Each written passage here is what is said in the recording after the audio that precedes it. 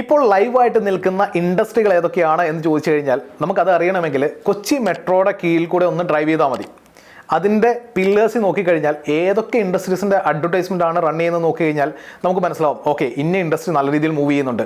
ഇപ്പോൾ June July August മാസം എടുത്തു കഴിഞ്ഞാൽ എഡ്യൂക്കേഷൻ ഇൻസ്റ്റിറ്റ്യൂഷൻസിൻ്റെ അഡ്വർടൈസ്മെൻറ്റുകളായിരുന്നു കൂടുതലായിട്ടുണ്ടായിരുന്നത്. കാരണം എന്താണ്, ആ സീസണിലാണ് കൂടുതലായിട്ട് സ്റ്റുഡൻസ് പുതിയ കോഴ്സുകൾ ഓപ്റ്റ് ചെയ്യുന്നത്. പക്ഷേ ഞാൻ പറയാൻ പോകുന്നത് ഈ ഇൻഡസ്ട്രീസിനെ കുറിച്ചല്ല, അഡ്വർടൈസ്മെൻറ്റുകളെ കുറിച്ചാണ്. മെട്രോ പില്ലറിലാകട്ടെ മറ്റേതെങ്കിലും മീഡിയത്തിലാകട്ടെ അഡ്വർടൈസ്മെൻറ്റ് പ്ലേസ് ചെയ്യുമ്പോൾ കൃത്യമായിട്ടുള്ള ഒരു ഒബ്ജക്റ്റീവ് ഉണ്ടാവണം. എന്തിനു വേണ്ടിയാണ് ഞാൻ ആ അഡ്വർടൈസ്മെൻറ്റ് അവിടെ പ്ലേസ് ചെയ്യുന്നത്?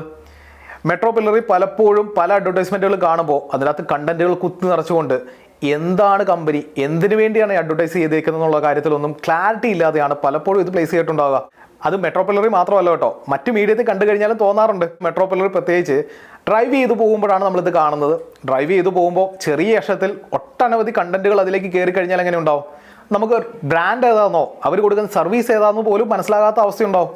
ഇത് തന്നെയാണ് ഏകദേശം 90% അഡ്വർടൈസ്മെൻറ്റുകളും മെട്രോ പില്ലറി ഞാൻ കണ്ടപ്പോൾ മനസ്സിലായ ഒരു കാര്യം. അപ്പോൾ നിങ്ങൾക്കും ഇത് ഫീൽ ചെയ്തിട്ടുണ്ടെങ്കിൽ ഒന്ന് കമൻറ്റ് ചെയ്തോളൂ കേട്ടോ. നിങ്ങളൊരു ബിസിനസ് പേഴ്സൺ ആണെങ്കിൽ നിങ്ങളൊരു അഡ്വർടൈസ്മെൻറ്റിന് പ്ലേസ് ചെയ്യുന്നുണ്ടെങ്കിൽ നിർബന്ധമായിട്ടും അതിന് വ്യക്തമായിട്ടുള്ള ഒരു ഒബ്ജക്റ്റീവ് ഉണ്ടെന്ന് ഉറപ്പുവരുത്തുക. അത് ചിലപ്പോൾ സെയിൽസ് ആകാം, ബ്രാൻഡിങ് ആകാം, അതൊരു ഇൻഫർമേഷൻ ഷെയറിങ് ആകാം, എന്തുമാകട്ടെ അതിനൊരു കൃത്യമായിട്ടുള്ള ഒബ്ജക്റ്റീവ് ഉണ്ടെന്ന് ഉറപ്പാക്കുക.